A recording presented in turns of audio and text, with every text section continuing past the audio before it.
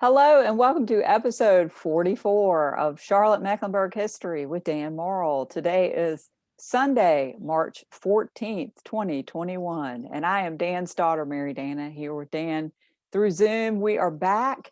We had some technical difficulties with my dad's laptop for several weeks, but that got resolved, right, Dad?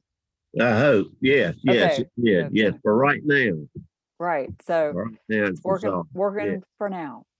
Yeah. And so today, my dad is going to be talking about several African-American church buildings that have been saved in Mecklenburg County. He wanted to tell the stories about those. So, Dad, I will let you take it away. Well, I think I use the word saved. I would say they're currently designated historic landmarks, but I'll reflect on that in a minute. And hello, everybody. I'm sorry I've been gone for quite a while, but Preserve Mecklenburg, you become a victim of your own success, Mary Dana, and that's a good thing, though. Preserve Mecklenburg is just getting more successful, which means it gets busier. But I know this is not a church you're looking at on the screen. That's the Booker grocery store that we've talked about before. It is an African-American resource, but remember, there are two things that are important about that grocery store that are going to reflect on the status of these various churches that I'm going to be talking about. One is that this has got a preservation easement on it that prevents demolition. In other words, the owner cannot legally tear this building down. And that would be true of all subsequent owners. And the reason for that is we have an easement on the property. The other thing, this is not a designated historic landmark. It might be one day, but it's not one now. It's not in a local historic district. It's just a building out in Charlotte that is historically significant. And Preserve Mecklenburg, because it is private nonprofit, can act on these particular properties where a landmarks commission or a district commission could not. So keep that in mind when we go through these various buildings that I'm going to be talking to you in terms of churches. PBS now has a series that they are running in several episodes called The Black Church. And that is only so appropriate because, and one of the things that's said in that program is that without the Black church, it would have been very difficult for the African-American people to survive, particularly in the days of Jim Crow, racial segregation. And it still serves, even today, an extremely important purpose. And one of the realities is that the church, even in the most intense period of racial segregation in the late 19th and early 20th centuries, was a haven for African-American people. Because first of all, they were in control. It was their institution, it was their building, it was their space. And really, if you think about it, as far as a public gathering place, in the days of racial segregation, it was really the only place that large numbers of Blacks could assemble. And if you think about people, politically important people, of course, the most obvious example would be Martin Luther King Jr. He came out of the Black Baptist Church. And so many of those leaders came out of the African-American church environment. And then you think about the music. So many popular African-American singers, musicians, really learned their craft singing and playing in African-American churches. You think of people like Louis Armstrong, Louis Armstrong basically learned to play a trumpet in a church band. And you think of so many important African American singers, and they came out of church environments. So the church was a place of freedom, also in an intellectual sense, because a Black minister in a Black church could say things to his people, could say things that would be uplifting and encouraging to his people in a church that he could say nowhere else. So it's understandable. Now remember, and we talked about this some before, that in the days of slavery, before emancipation, African Americans were not allowed to have their own churches. And one of the very first things, even though there was, particularly in funeral services that we've also talked about before when we dealt with the burial traditions in African American slave cemeteries. But really, it was a place that they immediately wanted to have when they gained freedom. They wanted to have a church, and they established churches. And they established Presbyterian churches, Baptist churches, Episcopal churches. They did all the denominations. Roman Catholic churches, although there were basically very few, if any, Roman Catholics in North Carolina in 1865. Now, some of the churches that we're going to look at are AME Zion churches, African American Episcopal Zion churches. And those are obviously very, very important Black churches. Now, Mary Dana, of course, the basic undercore of the church experience for both Black and white people was, of course, the basic tenets of Christianity. The cross was on a white church, the cross was on a Black church. But the reality is that the way that they express themselves, the way that many Blacks express themselves in their church, really in many ways was very different than it was in a lot of white churches. I'm not saying all Black churches expressed highly emotional, rhythmic kind of worship services and vice versa. But particularly in AME Zion churches, which was the church of the great emancipators, Harriet Tubman and, Sojourner Truth, and obviously Frederick Douglass. They were very, very emotional. And you could also see the elements of African culture, because the reality is that these Africans who were brought in the slave ships to the New World brought a very complicated, complex human culture with them. And that culture just didn't disappear, didn't just go away. Now I'm going to show you, I'm going to let it play maybe for a minute.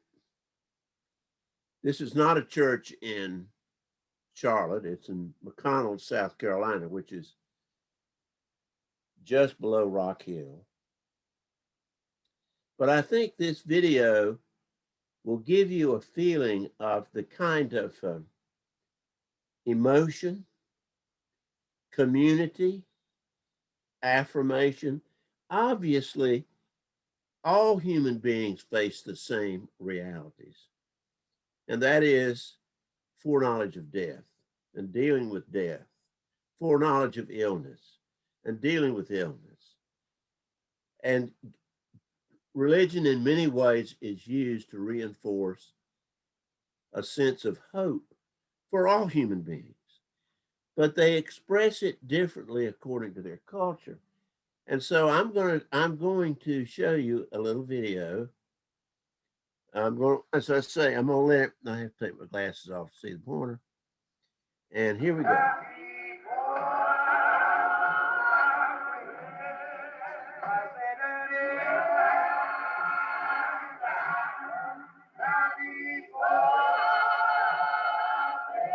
Now notice the whole congregation singing.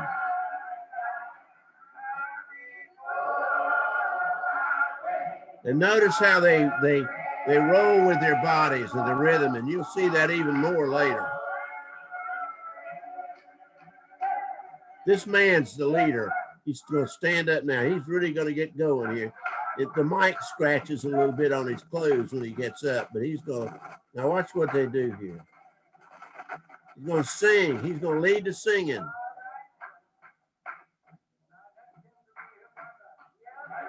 He's going to sing a hymn. That's what he's going to do. He's going to lead that hymn. Watch all the people, how they look, how they participate.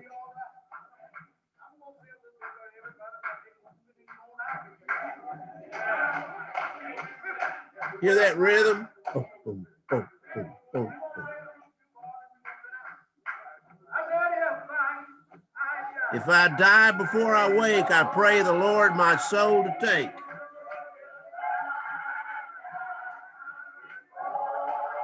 I wait.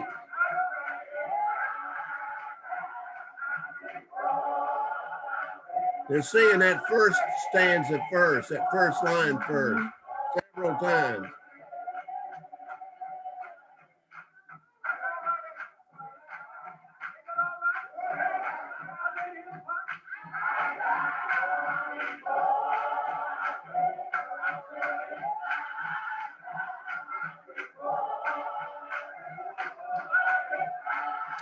Hand clapping, keep that rhythm.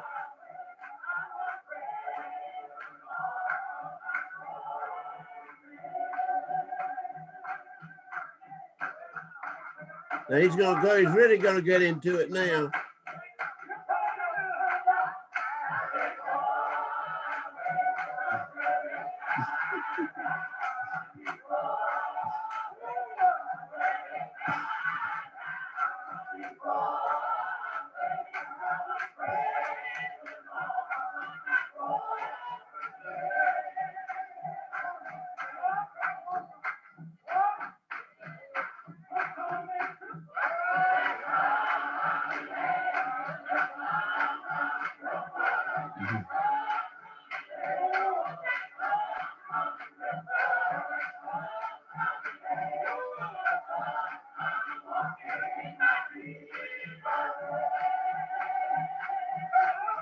Some come in crippled, some come in lame, some come a walking in my Jesus' name.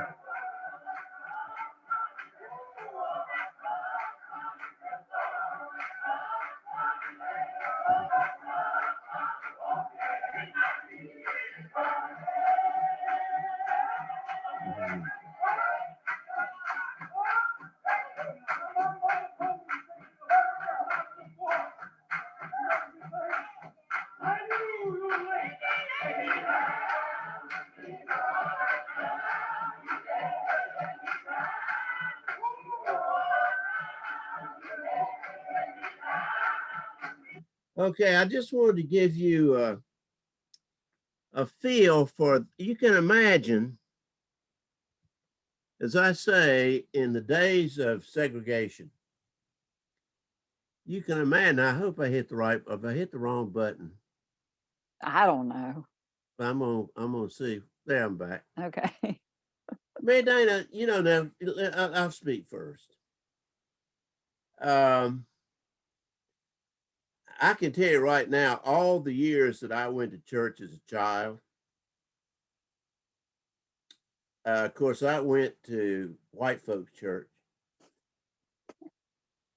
and I never had anything experienced like that. I never saw it. I never saw that kind of audience participation, audience involvement, standing up, facing each other, dancing, rhythm.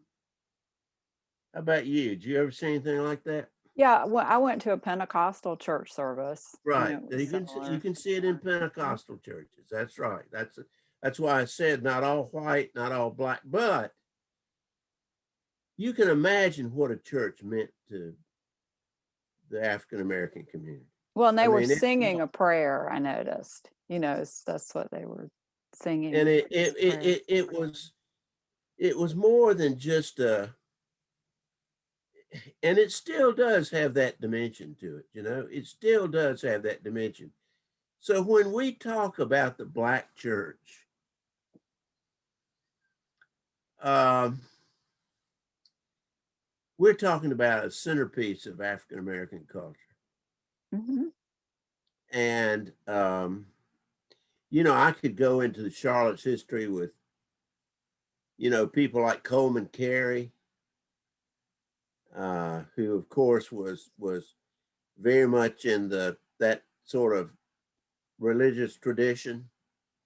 An African American myth, George Battle, another big figure in the African American culture of Charlotte, and that sense of authority, power, influence that these ministers had was so much part of their being, if you will, part of the Black experience.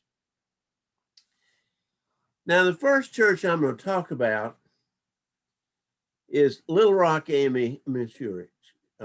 Little Rock AME Zion Church. Now, the first picture up there is the first church building that they actually built. And you can see it was a frame building. This probably dates from the 1880s. And you can see that it's a substantial building. And it certainly reflects that initial early desire to have their own house of worship. I had an interesting experience recently when I was talking to someone from who came actually here to the house to do some more Oh, technical work with my thermostat. I mean, CPI security, that's what it was. That blooming thing. alarm. It gets too complicated for me. Very articulate, very able Black man. And you know me, Mary Dana, I'm going to strike up a conversation with everybody. Yes, I do know that. So, I started talking to him. So I always like to ask somebody about their background because I'm a historian. So you always understand people by understanding their background. So I asked him where he went to school. He said he went to South Mecklenburg. Oh, you went to South Mecklenburg. That's good. I said, were you a good student? He said, oh, excellent student. Oh, that's great. Fantastic. And then I asked him, well, where'd you go to school? Well, I thought he'd say someplace like Chapel Hill, NC State. He said he went to Greensboro A&T. Now, a lot of people don't know that Greensboro A&T it's an historically African American school. And I asked him, well, why did you go to Greensboro A&T? Now, please don't think I'm being prejudicial, but I just do. Why'd you go to Greensboro? I wasn't saying that he shouldn't have gone to Greensboro A&T. Just asked, why'd you go to Greensboro A&T? He said because he wanted to tap into his culture. And he said, of course, at South Mecklenburg, he wanted to go to a place that was predominantly African American. And Greensboro A&T, even to this day, even though anybody can go there, it's predominantly African American. And I do think that the church was so important in part. And I tell you, the most segregated institution we have in Charlotte today is the church at 11 o'clock on Sunday morning. Most churches to this day are either predominantly white or they're predominantly black. And I think they're that way because that's how the members want it to be. Because there is some power that comes from being, if you will, with people that share your experience. And that was part of what this church was all about. Now, the Little Rock AME Zion Church, again, remember they had services like what we saw.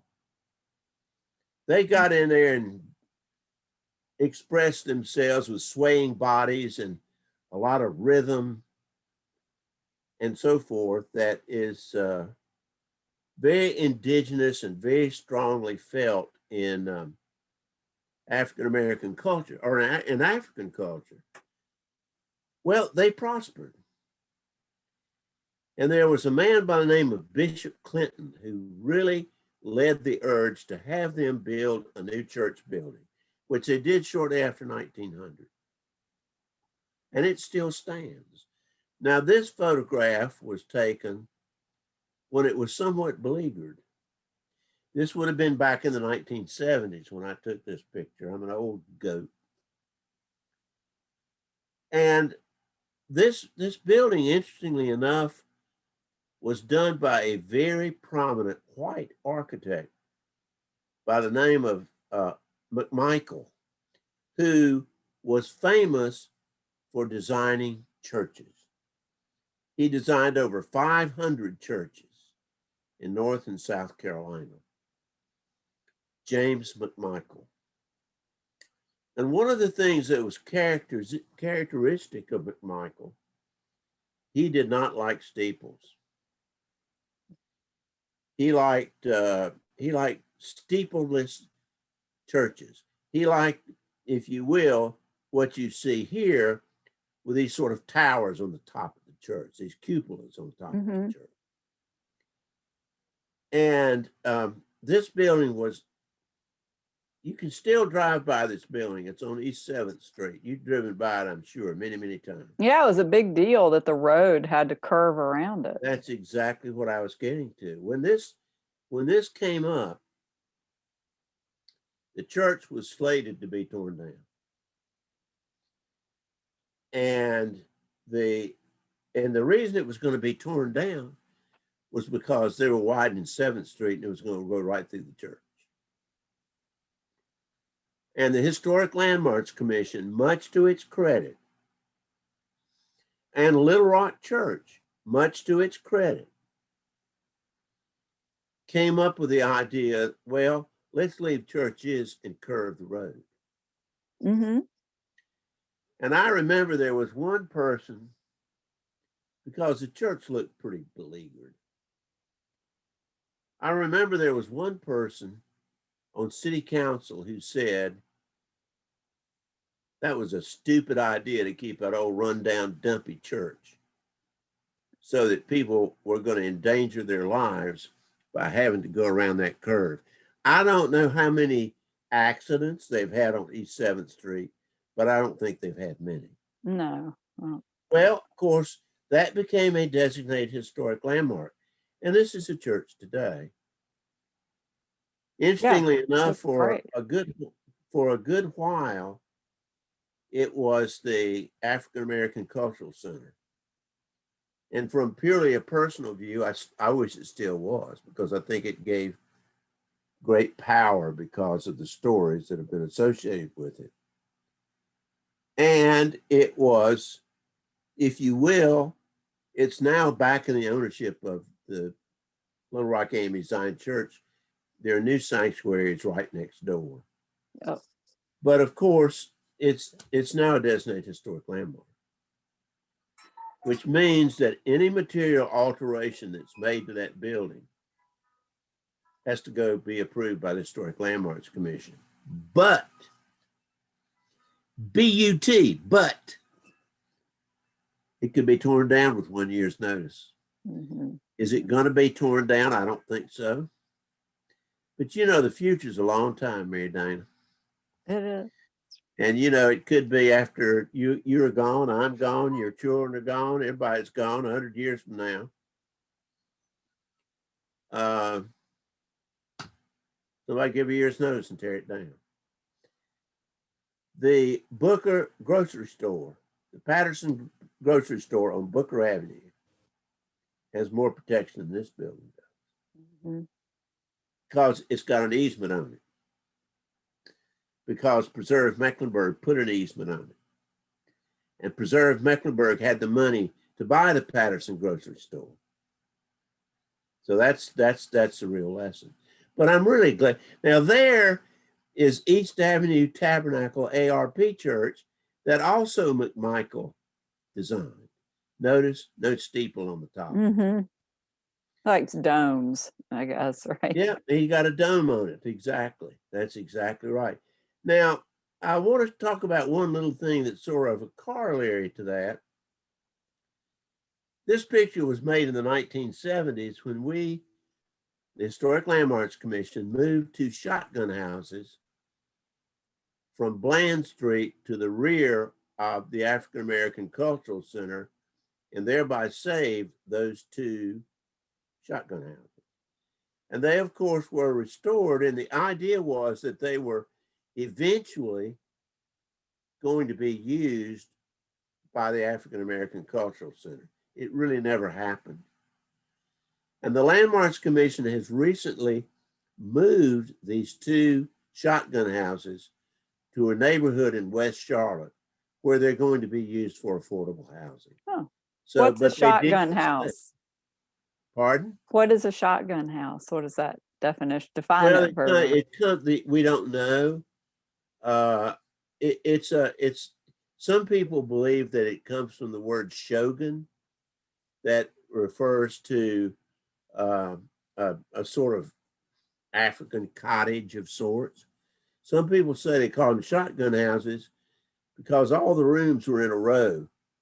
You could put a shotgun through the front door and fire in the front door, and the pellets would go out the back door.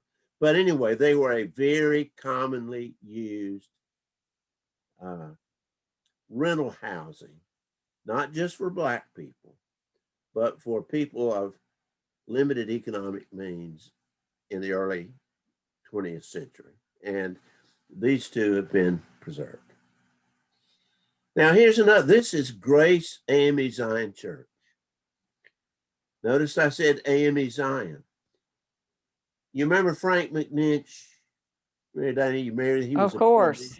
Remember, he was a prohibitionist. Yes, we talked about. By the way, we're doing a house down in Polkton, North Carolina, and I've run into another prohibitionist. But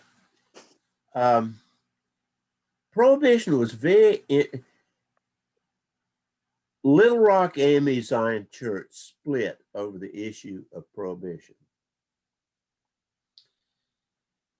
There were some Blacks who believed that now that African Americans were free, they were free to go if they wanted to and consume alcohol.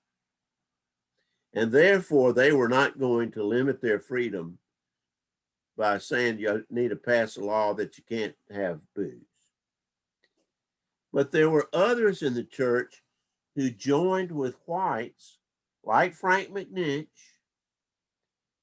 in advocating for prohibition. And the ones who split off from Little Rock formed this church, which was built about 1900 on South Brevard Street, Grace AME Zion Church. Now, there's one big difference between this church, which, by the way, came from a stock church plan. It was not architect designed as such. There's one big difference between this church, Grace AME Zion Church, which was sort of an upper class African American church, and Little Rock. The Historic Landmarks Commission, through its revolving fund, purchased this church. And I remember the year very, very well because it was the year 2002, the same year in which your son and my grandson was born. So I can always remember when this was done. And when we sold this church, we put a covenant on it. And this church cannot be torn down. And I can tell you right now, if we hadn't done that in 2002, this thing would have been dust a long time ago, because it's in such a highly developable area. So this baby is staying. And of course, it's just another great example of, I think, some of the good work that's been done. Here's a historic photograph of Grace Church. Oh, by the way, you've been talking for half an hour. What? That's what I'm just telling you. Well, anyway, if I don't get done, that's okay. Grace Church.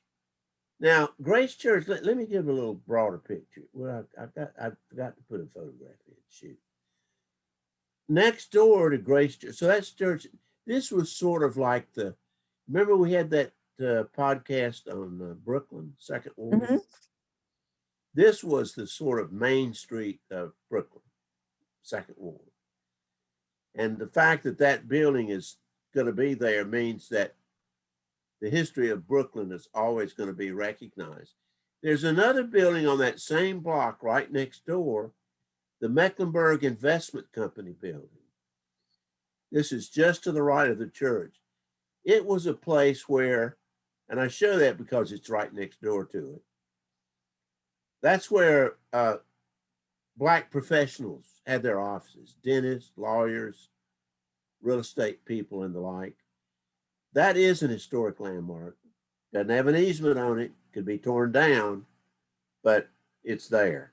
And I'm very glad it is. And here's a great picture. You can see this basically that flat roof right at the bottom of the picture. That's the Mecklenburg Investment Company building. There you see Grace Church, and there you see the Charlotte skyline behind it. So Grace Church is always going to be there. And we've approached the owner of the Mecklenburg Investment Company building about putting an easement on his building, but we've not yet really gotten a response. Now, this is First United Presbyterian Church right here. That's on East 7th Street. That was formed by the members, the African American members of First Presbyterian Church, who withdrew from First Presbyterian Church and formed this church in the years after the Civil War. This is not the original building. This too dates from roughly 1900, but it's another example of a Black church that survived, and survives to this day, like Grace Church and Little Rock, a centerpiece of the Black community. And this is still an active church. This still functions as a church to this day. Now, I want to spend a little time on this one. How much time have I got left? Well, I don't know. You've been talking 33 minutes. I noticed all those churches were uptown, right? I'll make it. Well, that's what the city was then. Mm-hmm. Yeah. Now, I'm gonna have to be careful here because I could get a little bit worked up. Oh gosh, I know. This makes me nervous. In the 1980s, Mount Carmel Baptist Church, this is the original home of Mount Carmel Baptist Church on Campus Street in Biddleville. Designed by Louis Asbury, the same man who did Myers Park Methodist Church. Same man who did Hawthorne Lane Methodist Church. Louis Asbury designed this church. Mount Carmel Church really wanted this building to be preserved. And Preservation North Carolina, and I worked with them some on this, which is a statewide preservation group, had this property conveyed to Johnson C. Smith University. And PNC, Preservation North Carolina, does hold preservation easements on this building. But Johnson C. Smith University has not been diligent in taking good care of this building. It is eaten up by termites. Termites even eat the pews. Oh, gosh. It's got a big hole in the roof. It's had tremendous water damage. Yeah, I see the windows are boarded up. And there's been an effort by the Historic Landmarks Commission. In fact, before I retired from the Landmarks Commission, which was in December of 2019, I was actually involved some in the negotiations about this. And the Landmarks Commission has voted to take $1 million and put it into this building. The idea that the university will pay the revolving fund back over a number of years. And to my knowledge, that deal has not yet been finalized. I think there are negotiations underway.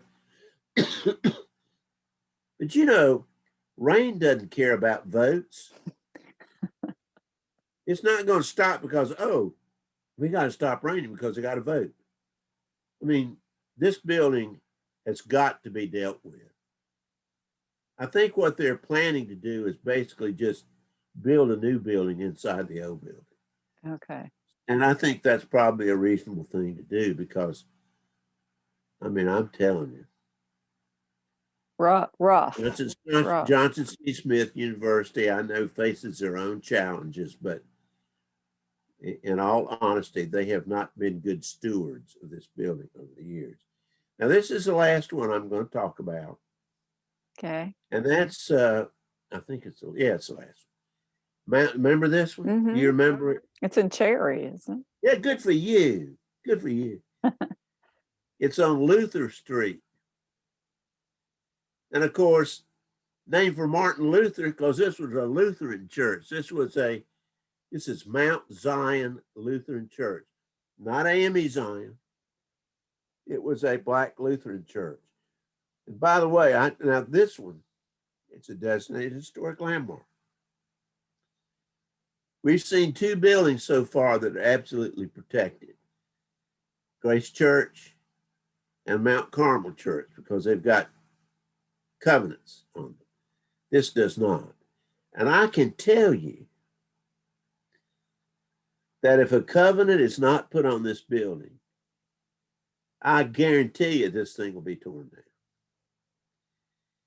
Because land values in Cherry are going out the roof. Mm-hmm. And it's going to become impossible to do it. Now, how do you end up by saying, okay, so we've saved a lot of churches. There are others too. This isn't all. We saved a lot. But what this comes back to is Preserve Mecklenburg is very, very important.